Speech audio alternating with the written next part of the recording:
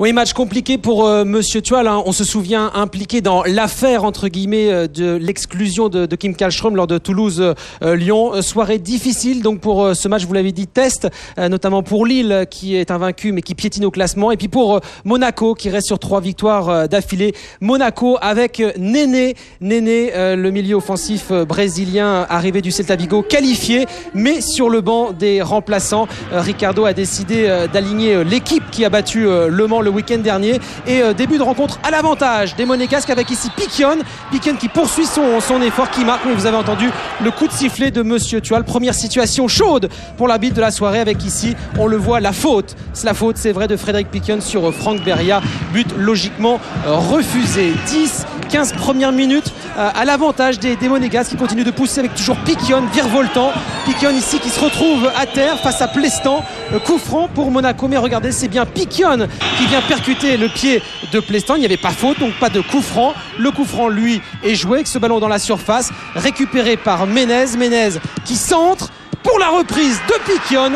Petits effets, grandes conséquences puisque Monaco ouvre la marque par Frédéric Piquion dès la 21e minute de jeu. On le rappelle, il n'y avait pas faute sur Piquion au départ, mais ensuite le bon travail de Menez, un 3 Lillois sur Menez. On oublie un peu au centre Frédéric Piquion, le meilleur buteur de l'AS Monaco, auteur de son 4e but, mais surtout Monaco qui mène dans ce match dans le Nord. Et Lille pour la première fois de la saison donc menée à la marque. Lille qui va tenter de réagir très très vite avec Lichtsteiner qui est monté de nombreuses fois le long de ce couloir.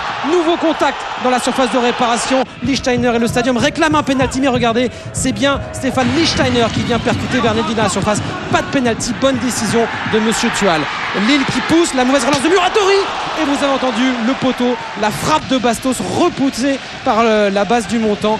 Ruffier était sur la trajectoire. Toujours 1-0 et des Lillois maintenant qui dominent dans cette seconde période avec ici la montée d'Emerson.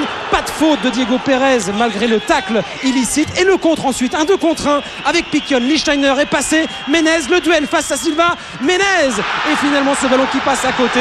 Les nouvelles actions litigieuses avec au départ, c'est vrai, la faute de Diego Pérez sur Emerson, et ensuite les Lillois tout contents de voir ce ballon passer à côté. On est toujours en première période avec Lille qui continue de pousser, ce ballon qui revient dans les pieds d'Aubragnac, le centre, Fauvergue avec Makoun, ce ballon dévié, ce ballon qui va rentrer, et non, le soufflage in extremis de Colère sur sa ligne. Regardez, ce ballon a-t-il franchi la ligne? On va revoir avec ce ralenti, c'est le meilleur angle que l'on a. Regardez, Colère sur sa ligne, ce ballon semblait avoir franchi entièrement la ligne. L'arbitre assistant n'était pas très bien placé, mais ce but n'est pas accordé. On se retrouve dans la minute suivante avec ce nouveau contact dans la surface. Aubragnac, Bolivar.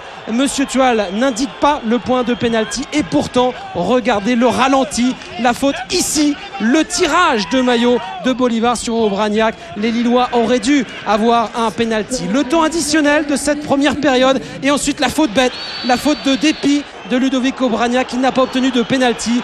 Carton rouge, exclusion directe de Ludovic Aubragnac pour ce tacle, les 2 pieds décollés sur Muratori, et les Lillois donc qui se retrouvent en infériorité numérique à la pause et menés 1-0. On a vu des Lillois évidemment en grande conversation avec Monsieur Tual, les Lillois qui se sentent floués. On se souvient que c'était déjà le cas le week-end dernier au Parc des Princes. Mais en seconde période, à 10 contre 11, ce sont les Lillois qui poussent avec ici une nouvelle fois le centre de Lichtsteiner, et puis Couffret qui met ce ballon au corner devant Nicolas Fauvergue. Évidemment Monaco attend les Lillois avec ici ce coup franc de Bastos, ça passe de peu à côté du but de Stéphane Ruffier. Néné a fait son entrée pour ses tout premiers pas en Ligue 1 avec le pivot, la frappe en pivot de Colère qui passe de peu à côté. Yann Colère très bon ce soir, mais on vous l'a dit, cette seconde période est totalement l'avantage des Lillois avec ici Yula qui a fait son entrée en jeu, qui marque l'égalisation. Eh bien non, but logiquement refusé par Monsieur Tual. La main de Dieu de Souleymane Yula,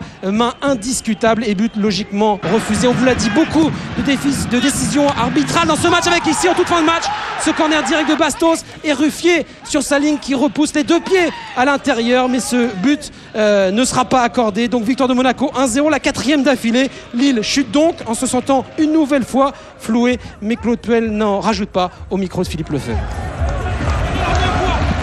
Je resterai sur le jeu. Je pense qu'on a fait un très bon match dans des conditions pour le moins très difficiles.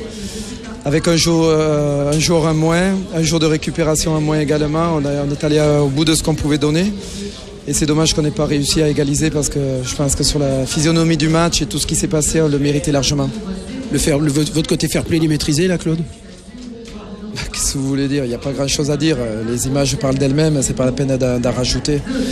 Voilà, je félicite en tout cas mes joueurs qui ont tout donné. Merci Claude.